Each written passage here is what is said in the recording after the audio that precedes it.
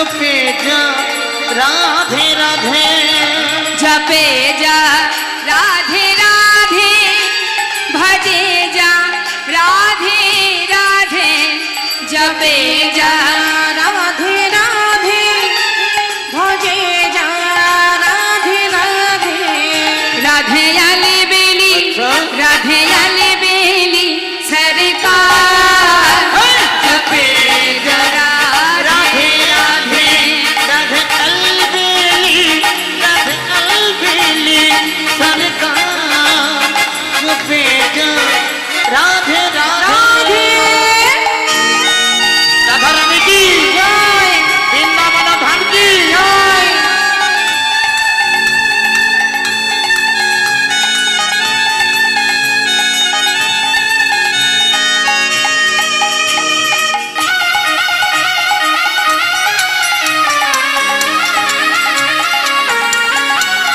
राधे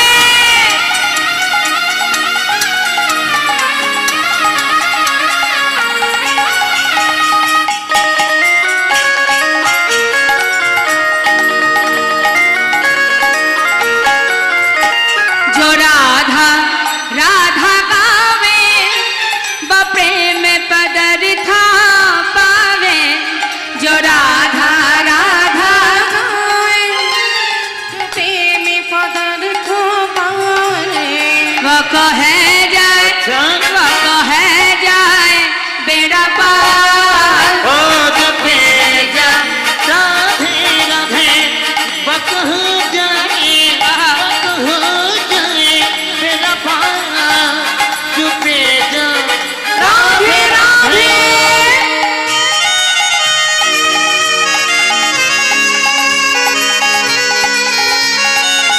राधे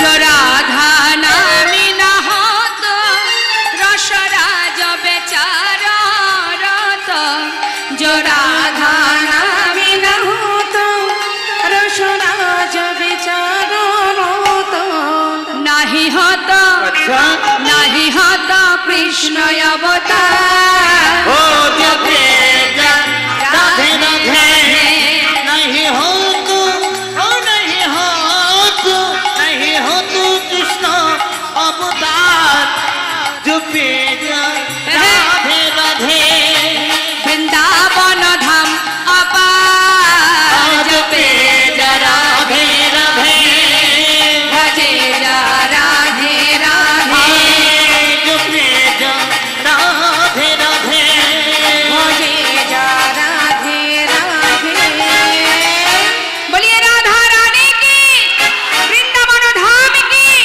बांके बिहारी लाल की राधे राधे संजय राधे राधे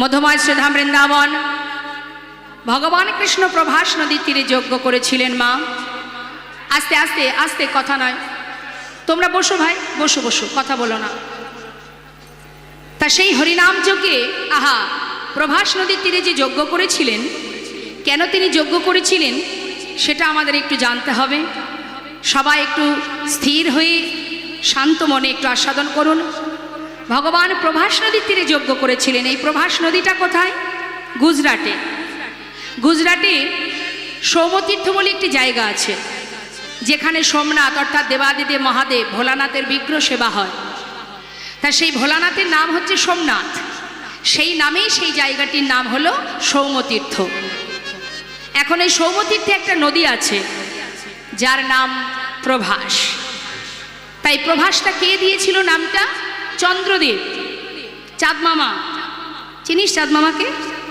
হ্যাঁ আকাশে যে চাঁদ মামাকে দেখতে পাস ওই চাঁদ মামাই নামটা দিয়েছিল তা কিভাবে দিল মা শুনুন একটু চন্দ্রদেবের 27টি স্ত্রী 27 জন স্ত্রী থাকা পরেও তিনি গুরুপত্নীর প্রতি আকৃষ্ট হন, দৃষ্টি দেন। যখনই দৃষ্টি দেন, গুরুদেব জানতে পেরে তাকে অভিশাপ দেন। কি অভিশাপ দিয়েছিলেন? না, তোমার ক্ষয় রোগ হবে, অর্থাৎ তুমি এক একদিনে এক একটি কলা তোমার ক্ষয় হতে হতে একদিন তোমার এই 16 কলা শেষ হয়ে যাবে, মানে তুমি মারা যাবে। এই অভিশাপ পাওয়ার পর গুরুদেবের অভিশাপ ব্যর্থ হয় না বাবা। দিনের পর দিন যাচ্ছে আর একটা একটা করে কলা ক্ষয় হতে শুরু হচ্ছে। এদিকে তার 27 জন স্ত্রী তারা চিন্তায় পড়ে গেল যে আমাদের স্বামী যদি মারা যায় তাহলে আমাদের কি উপায়। এই 27 জন স্ত্রী তারা চিন্তায় নিজের এই বিপদ থেকে মুক্তির উদ্ধারের জন্য, মুক্তির পথ তারা সবাই মিলে কি করলেন, কিভাবে মুক্তি পাবো সেই মুক্তির পথ খুঁজতে শুরু করলেন। হঠাৎ মনে পড়ে গেল তাদের যে একমাত্র দেবাদিদেব মহাদেব ভোলানাথের কাছে, তার কাছেই এই সমস্যা সমাধানের পথ আমরা জিজ্ঞাসা করব। তো 27 জন স্ত্রী, যাদের বড় দিদি হচ্ছে মা পার্বতী, 27 জন বোন, তাদের দিদি হলো পার্বতী। তা মা পার্বতী যদি দিদি হবে, ভোলানাথ সম্পর্কে কি হবে? জামাইবাবু মহাদেব কৈলাসে বসে বসে ধ্যান করছে, সেই সময় 27 জন শালি গিয়ে উপস্থিত কৈলাসে। ভোলানাথ নিরিবিলি নির্জন জায়গা পেয়ে মনের আনন্দে ধ্যানে মগ্ন, সেখানেও শান্তি নেই। শালিরা গিয়ে হাজির, জামাইবাবু, জামাইবাবু, ও জামাইবাবু, ও জামাইবাবু, ও জামাইবাবু। ভোলানাথের ধ্যান ভেঙে গেছে, সর্বনাশ। এত চিৎকার, এতজনে চিৎকার করছে জামাইবাবু জামাইবাবু বলে। এত শালি আছে আমার, জানতাম না তো। হ্যাঁ, ভেবেছিলাম নির্জন জায়গা কৈলাস, এই পর্বতের মাথায় বসে ধ্যানে মগ্ন, এখানে বোধহয় কেউ আমাকে জ্বালাতন করবে না। এখানেও শান্তি নেই। হ্যাঁ, নিশ্চয়ই কোনো বিপদে পড়েছে শালি। হ্যাঁ, তা কি হয়েছে? দল বেঁধে সবাই এসে করজোড়ে বলে উঠলেন, বিপদে পড়েছে। ভোলানাথ বললেন, সে তো দেখেই বুঝতে পারছি। তা কি বিপদ? স্বামী প্রাণ হারাতে বসেছে, তাই বিপদে পড়ে এসেছি, কি করে স্বামীর প্রাণ রক্ষা করব। আচ্ছা, তাই এটাই সমস্যা। তা যতই হোক সম্পর্কে শালির বিপদ তো উদ্ধার করতেই হবে আমাকে, শালি বলে কথা। তা তোমার স্বামীর যদি একটা কলাও বেঁচে থাকে, আমার মাথায় যে গঙ্গা আছে জটার মধ্যে, ওই গঙ্গার ভিতরে রেখে যাও। আর যার কারণে তোমার স্বামী প্রাণ হারাতে বসেছে, তার কাছে তোমরা সবাই গিয়ে তার চরণ ধরে কাঁদতে থাকো, দেখো কোনো মুক্তির পথ খুঁজে পাও কিনা। সঙ্গে সঙ্গে তার স্বামীর একটা কলা বেঁচে ছিল, তাড়াতাড়ি করে সেই কলাটি ভোলানাথের জটার মধ্যে রেখে দিল। দিয়ে ওই 27 জন স্ত্রী তারা সবাই চলে গেল সেই গুরু বৃহস্পতির কাছে। এখন গুরুদেবের কাছে গিয়ে যখন চরণ ধরে কাঁদছে মা, গুরুদেবের কাছে গিয়ে বলছে, গুরুদেব বলছে, দেখো তোমরা এসেছো আমার কাছে, তোমাদের তো কোনো অপরাধ নয়। গুরুদেব, স্বামী মারা গেলে পতিকে হারিয়ে আমরা এতগুলো বোন, কে আমাদের মান মর্যাদা রাখবে, কে সম্মান করবে, কার আশ্রয় নেব আমরা, কে রক্ষা করবে আমাদের অপরাধ? আমাদের এই অপরাধের ভাগীদার করবেন না, আমাদের বিপদ থেকে মুক্তি করুন গুরুদেব। গুরুদেব বললেন, যদি একটা কলাও বেঁচে থাকতো তাহলে আমি কোনো উপায় দেখতাম, কি করা যায়। আর তো কোনো কলা বেঁচে নেই, এখন আর বলেই বা কী হবে। গুরুদেব আপনি তো বলুন, যদি বেঁচে থাকে স্বামীকে ফিরে তো পাবো। বেশ, যদি একটি কলাও বেঁচে থাকে, ওই কলাটি নিয়ে সৌমতীর্থে যে নদী আছে, ওই নদীতে যদি স্নান করাতে পারো, তবেই তোমার পতির পুনরায় আবার পূর্ণ জ্যোতি ফিরে পাবে। সঙ্গে সঙ্গে সেই একটি কলা মহাদেবের মাথা থেকে নিয়ে চলে গেল, সেই নদীতে স্নান করানো মাত্রই আবার পূর্ণ জ্যোতি ফিরে পেলেন। আর যেই না ফিরে পেয়েছে, খুশি হয়ে মনের আনন্দে চন্দ্রদেব বলে উঠলেন, ওরে আজ যখন তুই আমার পুনরায় আবার জ্যোতি ফিরিয়ে দিয়েছিস, তাই আজ আমি তোকে আশীর্বাদ স্বরূপ নাম দিলাম, তোর নাম প্রভাস। নিতাই গৌর হরি বল। প্রভাযুক্ত আস, পুনরায় আবার আমাকে বাঁচিয়ে দিয়েছিস, পূর্ণ জ্যোতি ফিরিয়ে দিয়েছিস, তাই পুনরায় জ্যোতি ফিরে পাওয়ার জন্য তোর নাম প্রভাস। এখন এই প্রভাস নদী আবার অভিশপ্ত হয় মা। কিভাবে অভিশপ্ত হয়? এই অভিশাপ থেকে মুক্তি দেবার জন্যই গোবিন্দ প্রভাস নদীর তীরে যজ্ঞ করেছিলেন। তা অভিশাপটা কে দিয়েছিল? একজন মণিবর। নিতাই গৌর হরিব। তা সেই মণিকে, মণিপুত্র ছোট্ট একটি শিশু, সে গিয়েছিল, যার নাম চিত্রাঙ্গদা, সে গিয়েছিল তৃষ্ণায় জল পান করার জন্য। কথাগুলো একটু মন দেবেন। জল পান করতে গিয়ে ওই প্রভাস নদীর বক্ষে কুমির বাস করে। কুমির কি করেছে?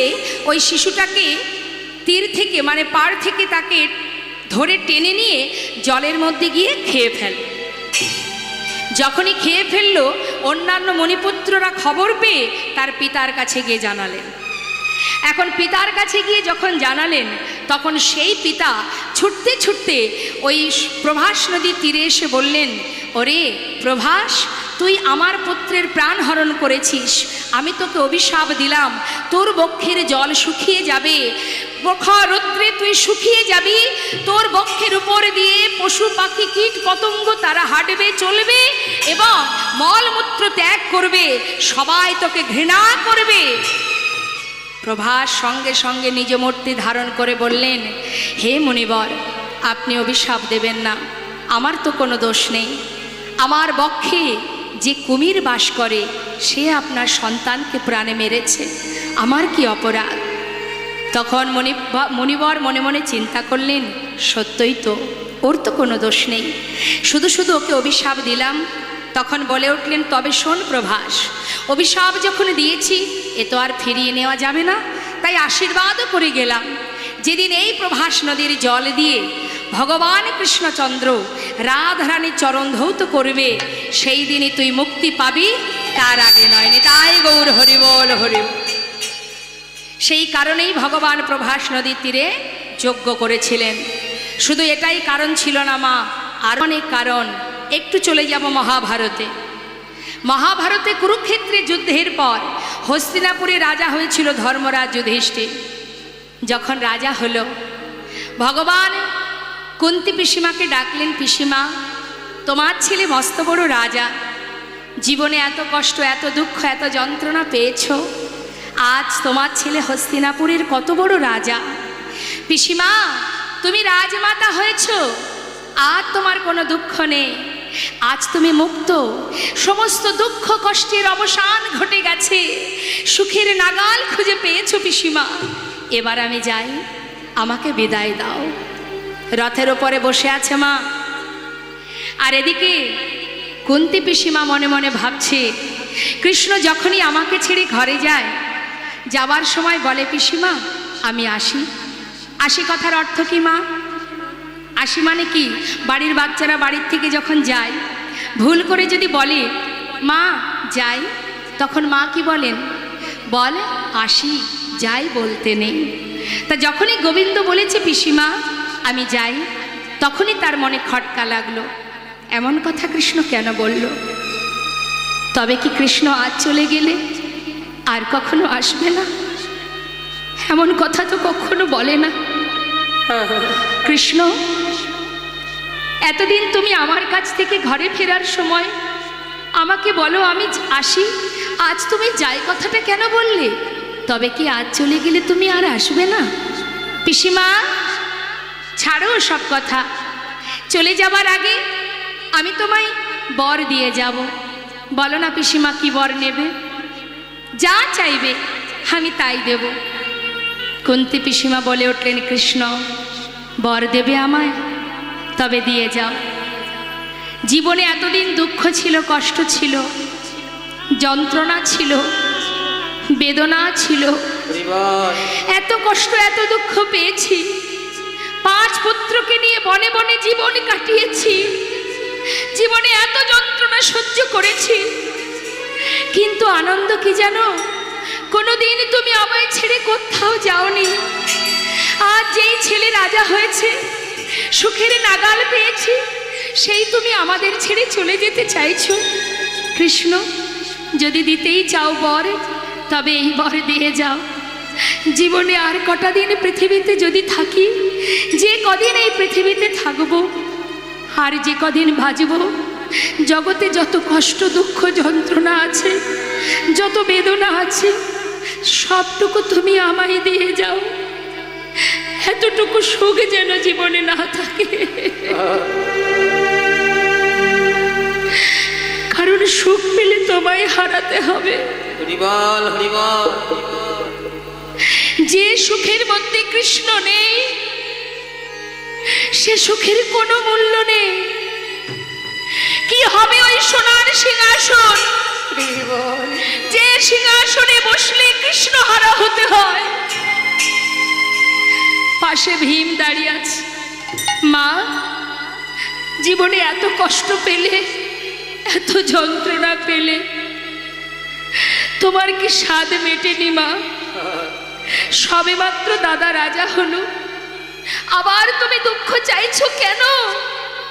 মা বললেন, ওরে ভীম, জীবনে দুঃখ ছিল বলেই কৃষ্ণ সহায় ছিল।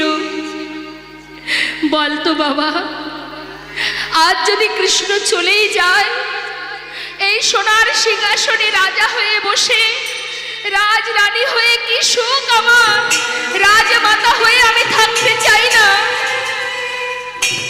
নেমে আয় বাবা, যে সিংহাসনে বসলে ভগবান ছেড়ে চলে যায়, সে সিংহাসনে বসার কোনো দরকার নেই। নেমে আয়, ওই সিংহাসন ছেড়ে নেমে আয়। চল, যেমন করে বনে বনে দিন কাটিয়েছি, সারা জীবন কাটিয়েছি, আর যে কদিন বাঁচবো বনেই কাটিয়ে দেব।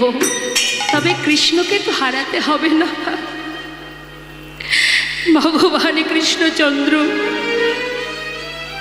ভক্তের ভগবান, ভগবানকে বেঁধে ফেললেন দুফোঁটা চোখের জলে। রথ থেকে নেমে এসে কুন্তি পিসিমাকে জড়িয়ে ধরে বলে উঠলেন, পিসিমা,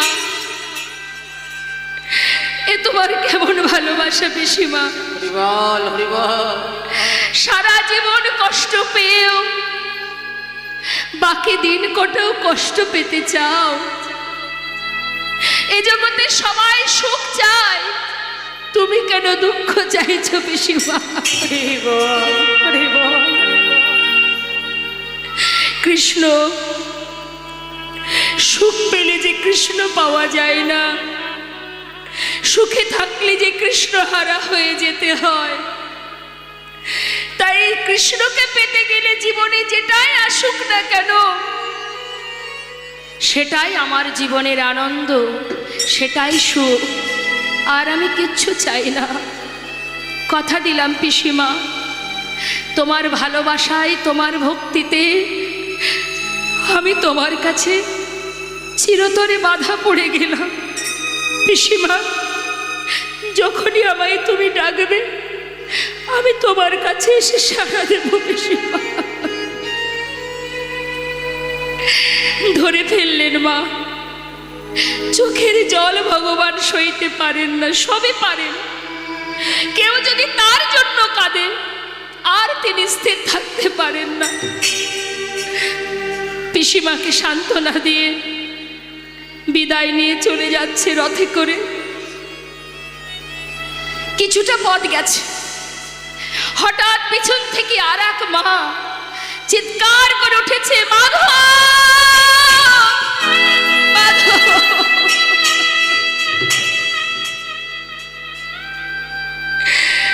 একটু দাঁড়াও মাধব, একটু দাঁড়াও। হরিবল হরিবল।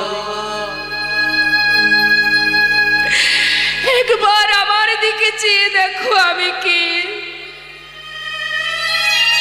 চিনতে পারছো আমায়? আমি সেই মা, এক নয় দুই নয়, শত সন্তান হারা জননী আমি। চিনতে পারছো? পারছো চিনতে আমাকে? সেই অভাগিনী মা আমি। সবাইকে হারিয়েছি, বংশে বাতি দেওয়ার মতো একটি প্রদীপ আর বেঁচে নেই। এত সন্তান হারিয়েছি আমি একমাত্র তোমার জন্য। তোমার জন্য আমি সন্তান হারা হয়েছি। তুমি যদি না চাইতে কোনোদিন এই যুদ্ধ হতো না, হরি বল হরি বল আমি সন্তান হারা অভাগিনী হতাম না।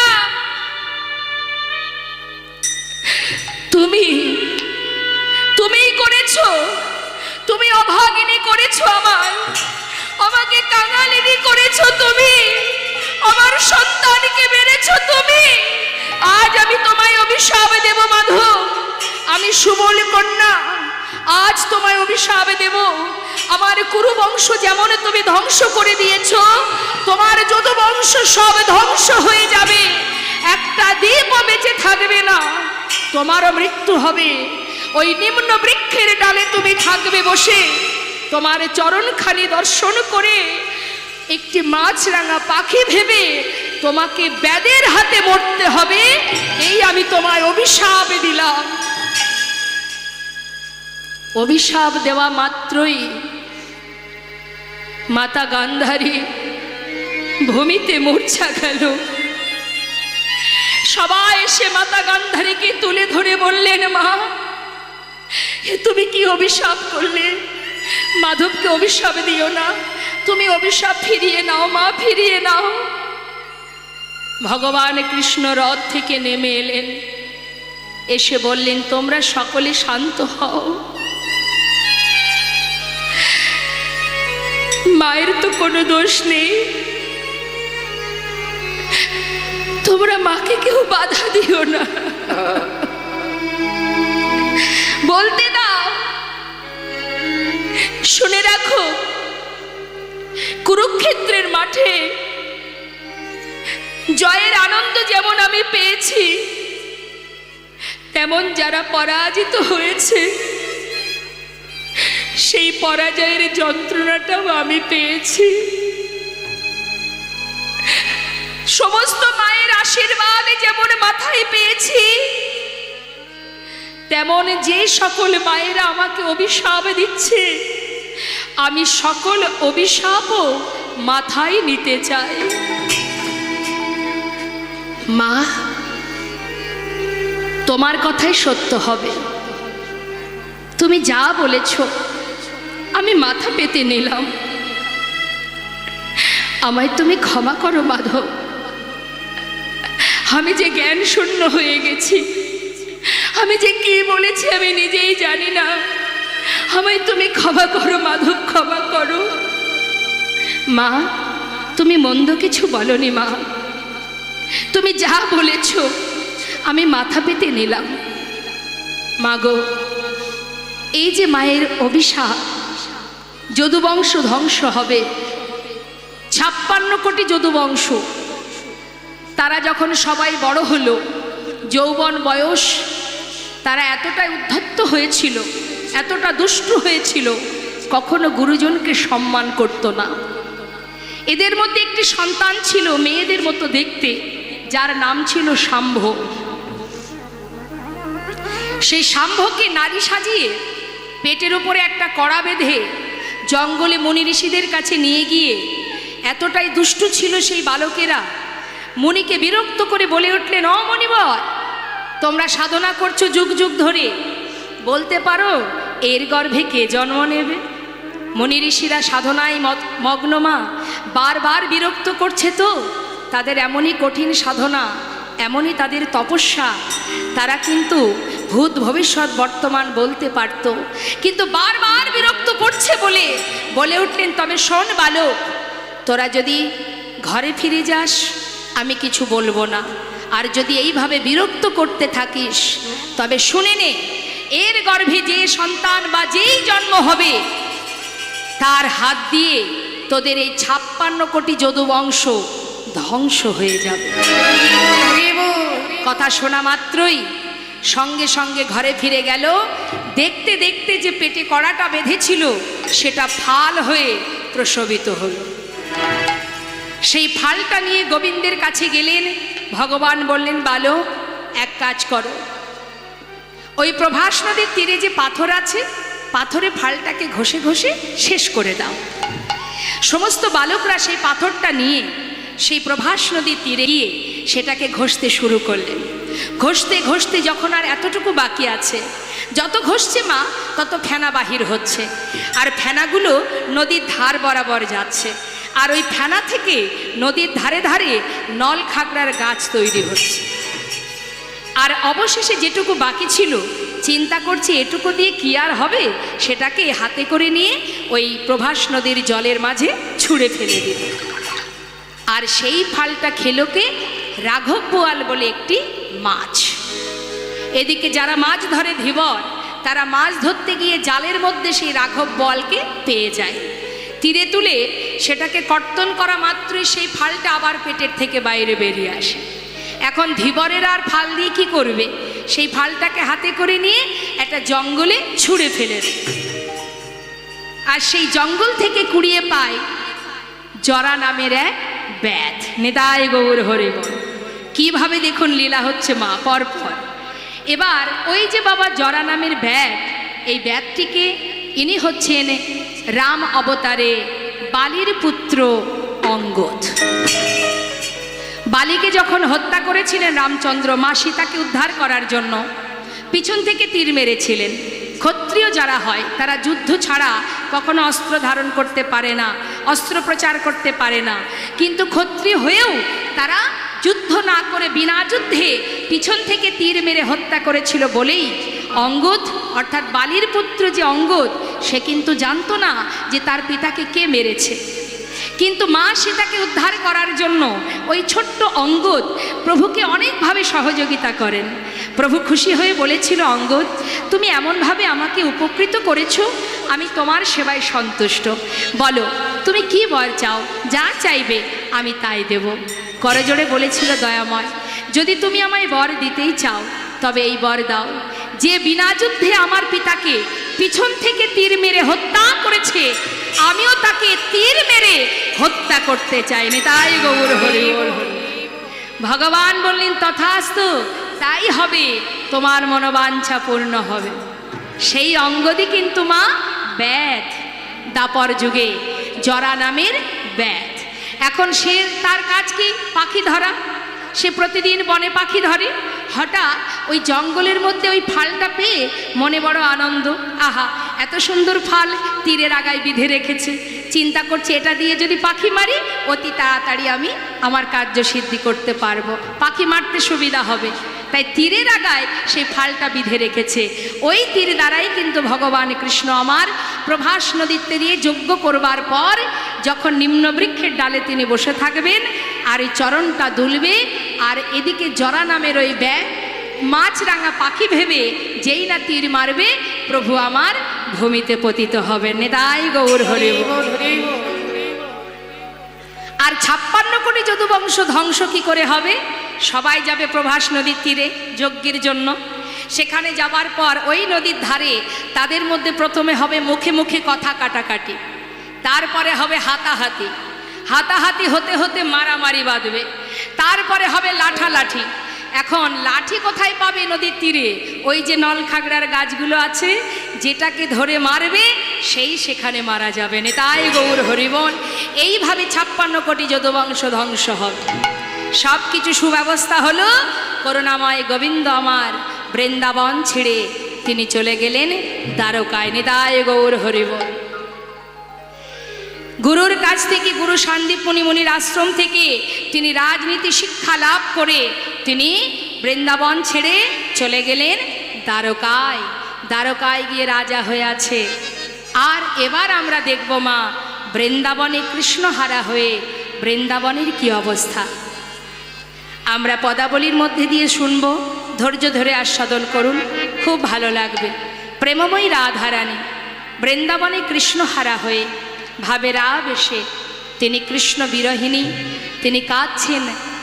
মাটির উপরে চোখের জল দিয়ে সেটাকে ভিজিয়ে তার উপরে কৃষ্ণের বদন অঙ্কন করছেন। নিতাই গৌর হরিব। ছবি আঁকছে মা। কেমন ভাবে? এখানে আছে নাকি ভালো চিত্র অঙ্কন করতে পারে এমন কেউ আছে? ছবি আঁকতে পারে এমন কেউ আছে এখানে? একটু হাত তুলে দেখান কে ভালো ছবি আঁকে। কেউ নেই? আচ্ছা আচ্ছা, মানুষের ছবি আঁকতে গেলে কোথা থেকে শুরু করতে হয়? আপনি যদি মানুষের একটা চিত্র অঙ্কন করেন, শুরুটা কিভাবে করতে হয়? বদন থেকে বা চরণ থেকে, তাই তো মা? তাহলে দেখুন আমার রাধারানী কত সুন্দর চিত্র অঙ্কন করছে। পদটা কিন্তু মন দেবেন, খুব মন দিয়ে শুনবেন, প্রত্যেকটা কথার মধ্যে ধ্যান দেবেন, খুব ভালো লাগবে। কি বলছে? আজ আমার রাধারানী মৃত্তিকার উপরে নয়নে জলে, আজ মৃত্তিকা ভিজিয়ে, আজ ভাবের আবেশে তিনি কাঁদছেন। আর কি করছেন? আজ রাধারানী আমার চিত্র অঙ্কন করছেন। মুখে কি বলছে? কৃষ্ণ কৃষ্ণ বলি, কাঁদে বাহু তুলি, মরমে দারুণ ব্যথা। কৃষ্ণ কৃষ্ণ বলি, ওই কাঁদে বাহু তুলি, মরমে দারুণ ব্যথা। মৃত্তিকায় পরে মূরতি আঁকিয়া, কহায়ে তার শনে কথা। মৃত্তিকার উপরে মূরতি আঁকিয়া, কহে তার শনে কথা। বলে একবার বধূ কথা বলো, বলে একবার বধূ কথা বলো, ফিরে আসো কিবা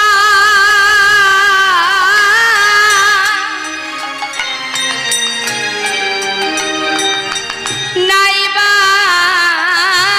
আসো।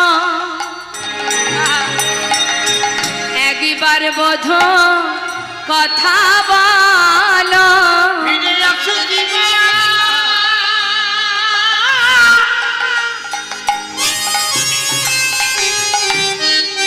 তুমি নাইবা আসো।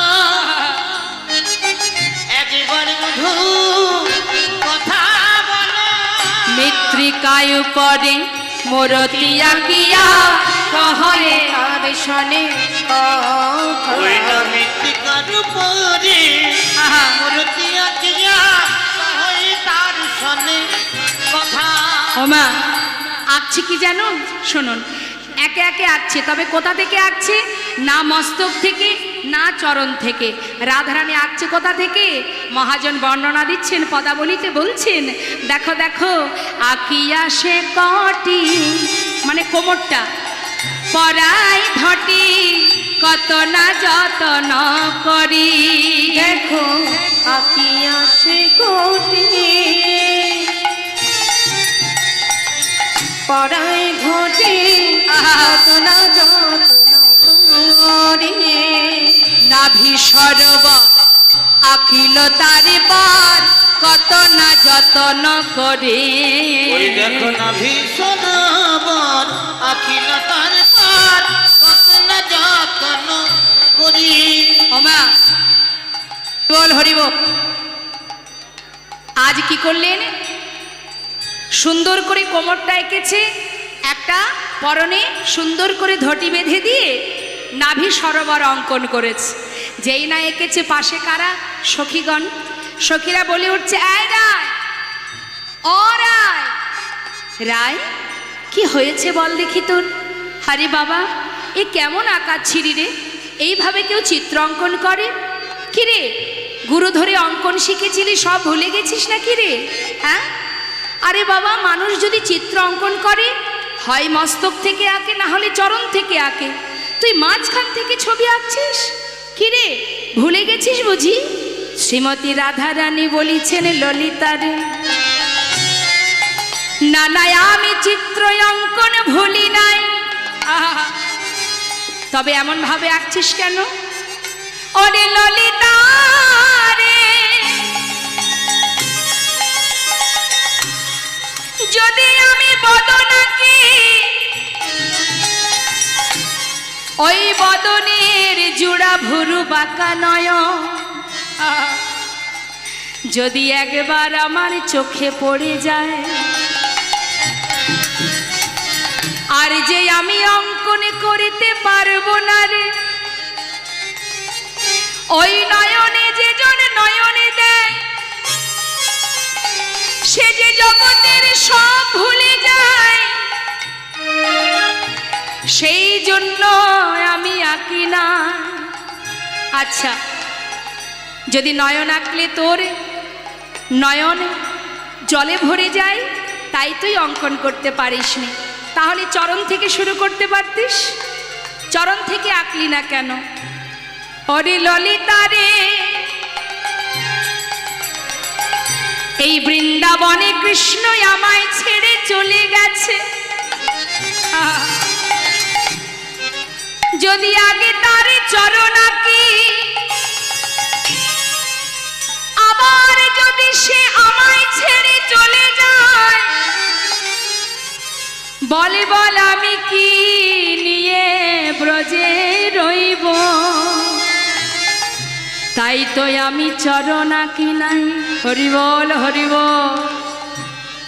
সখীরা বলে উঠলেন, রাধে রাধে। তোর মতো ভজনে কে বা জানে, এই তো প্রকৃত ভালোবাসা। ফিরে আসো বা না আসো তাতে কোনো দুঃখ নাই, শুধু একবার কথা বলো। চরণ আঁকছে না কেন? চরণ আঁকলে যদি আবার হেঁটে চলে যাই, তাহলে আমি কি নিয়ে বাঁচব? ভালো কথা। এবার রাধারানী আমার ধীরে ধীরে উপরের দিকে উঠছে। কি করছে মা? নাভি আঁকা হয়ে গেল, এবার আঁকছে কি? বাহু দুটি আঁকি। আহা,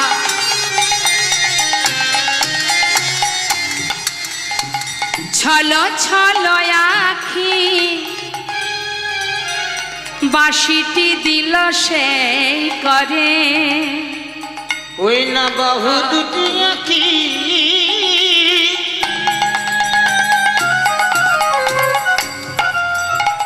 চলো চলো আঁখি। হরি বল, হরি বল। ওই বাঁশিটি দিল সেই করে। এবার হাতে বাঁশি দিয়েছে মা, সুন্দর করে হাত দুটো এঁকে হাতে বাঁশিটা ধরিয়ে দিয়েছে। মানে বাঁশি অঙ্কন করবার পর রাধারানী ভাবে রাবেশ বলিলেন, বধূ হে তেমনি করে একবার বাজাও বাঁশি। তেমনি করে হরি বল, হরি বল।